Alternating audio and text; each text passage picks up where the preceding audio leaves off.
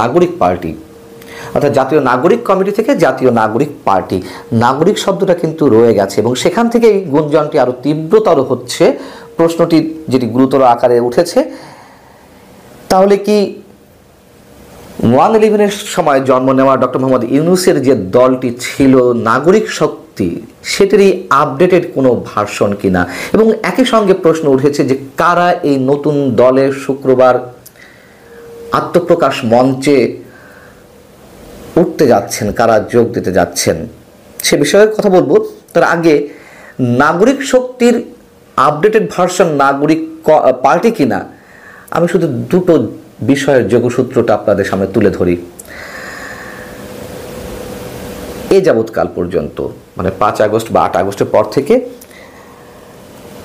আমাদের প্রধান উপদেষ্টার যে কটি ইন্টারভিউ করা হয়েছে গণমাধ্যমের পক্ষ থেকে, তার মধ্যে নিঃসন্দেহে নিউ এজের সম্পাদক সিনিয়র সাংবাদিক নুরুল কবিরের যে ইন্টারভিউটি অবশ্যই তাক লাগিয়ে দেওয়ার মতন।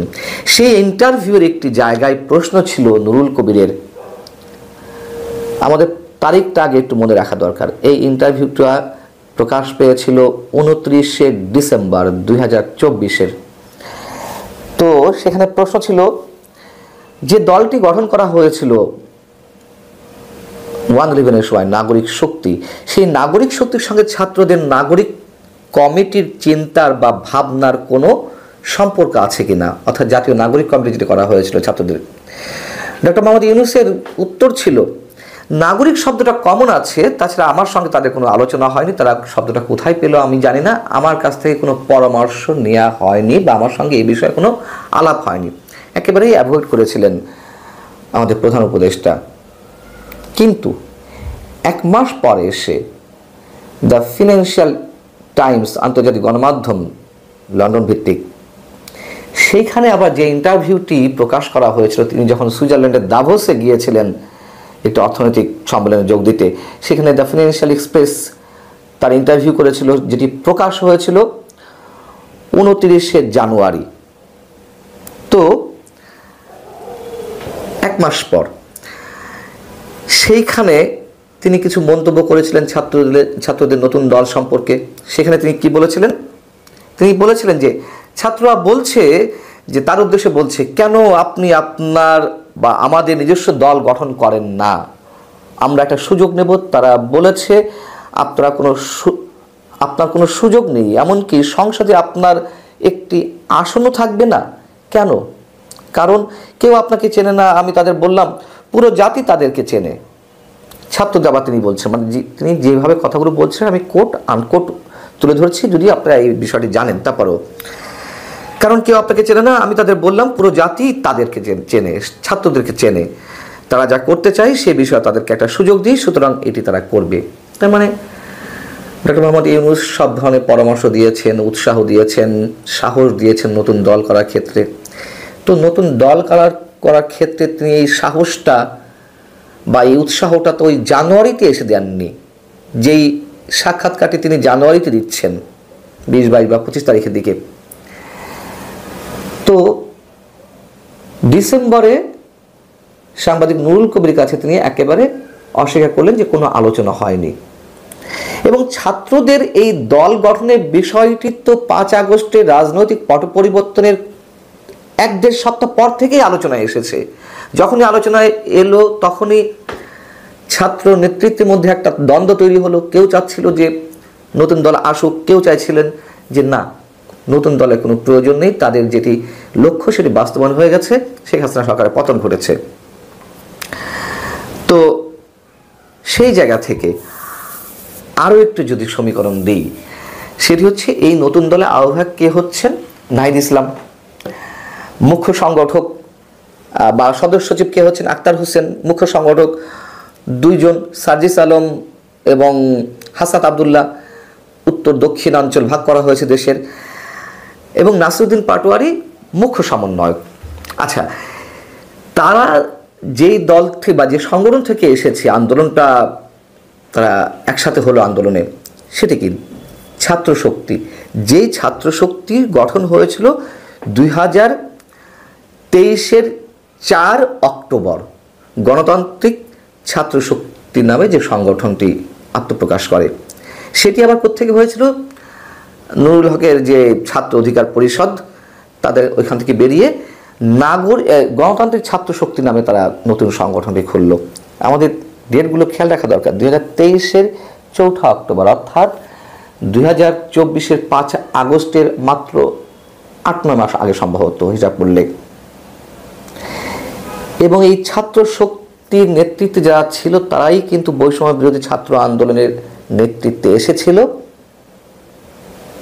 এবং সেই দলটি বিলুপ্ত করা হয় 5 আগস্টের পরে, মানে সেই সংগঠনটি 14 সেপ্টেম্বর 2024, অর্থাৎ 1 মাসের মাথায়, প্রায় 1 মাসের মাথায় এই সংগঠনটির বিলুপ্তি করা হয়। এখন এর থেকে আমরা কি বুঝে নিতে পারি? হতে পারে কোনো সম্পর্ক নেই, কিন্তু সূত্র কি বলছে আমরা একটু মিলিয়ে দেখতে পারি। এক হচ্ছে, তিনি 1 মাস আগে যখন অস্বীকার করলেন 2024-এর ডিসেম্বরে নুরুল কবিরের কাছে যে না, তাদের সাথে কোনো আলোচনা হয়নি ছাত্র রাজনীতির বিষয় বা দল করার বিষয়, আবার 1 মাস পর এসে ফিনান্সিয়াল টাইমসকে তিনি বললেন যে তিনি উৎসাহ দিয়েছেন এবং উৎসাহটা আরও আগে থেকে নিশ্চয় দিয়ে আসছিলেন। ছাত্ররা যদি তার উৎসাহেই উৎসাহিত হয়ে থাকে, সেটি তো আগস্টের মাঝামাঝি বা আগস্টের শেষ থেকে 2024-এর।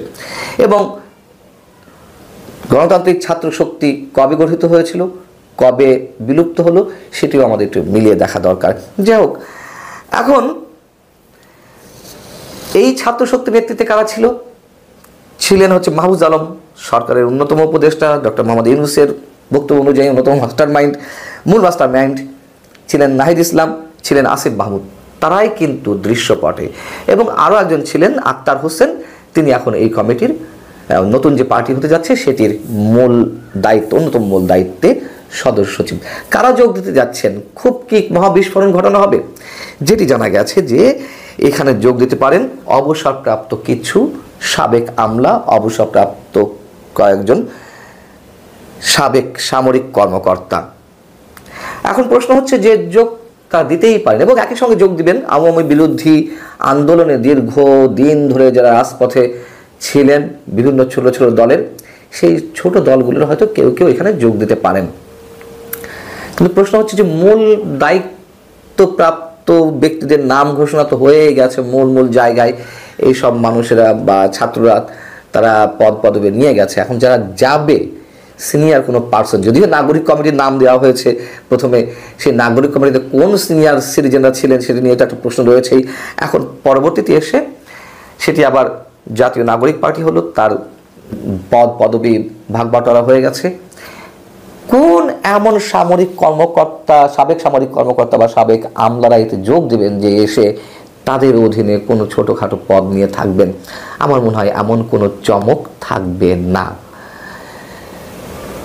যত বেশি ঢাকঢোল পেটানো হচ্ছে আসলে তার প্রতিফলনটা আমরা তার উল্টোটাই তো দেখি, যত গর্জে তত বর্ষণে। এখনো পর্যন্ত মনে হচ্ছে, যদিও আমরা সত্যি শুভকামনা জানাই, যদি সত্যি সরকারের সাথে কোনো ধরনের সম্পৃক্ত ছাড়াই এই দলটি রান করতে পারে, কিন্তু যে সিমটমগুলো আমরা দেখেছি তাতে মনে হয় যে ইতিহাস বলে ওই ধরনের কোনো যোগসূত্র আছে তো বটেই। কিংস পার্টি হিসেবে তারা আসছে একেবারে সরকারের পৃষ্ঠপোষকতায়। নাহিদ ইসলাম এসে উপদেষ্টা পদ থেকে পদত্যাগ করে তিনি এই পার্টি হাল ধরেছেন। আরও ছাত্র উপদেষ্টা রয়ে গেছে, তারা তো নার্সিং করবেই। খুব বেশি মানুষের কাছে চমক হয়ে সম্ভবত উঠতে পারবে না, তারপরেও আমরা শুভকামনা জানাই।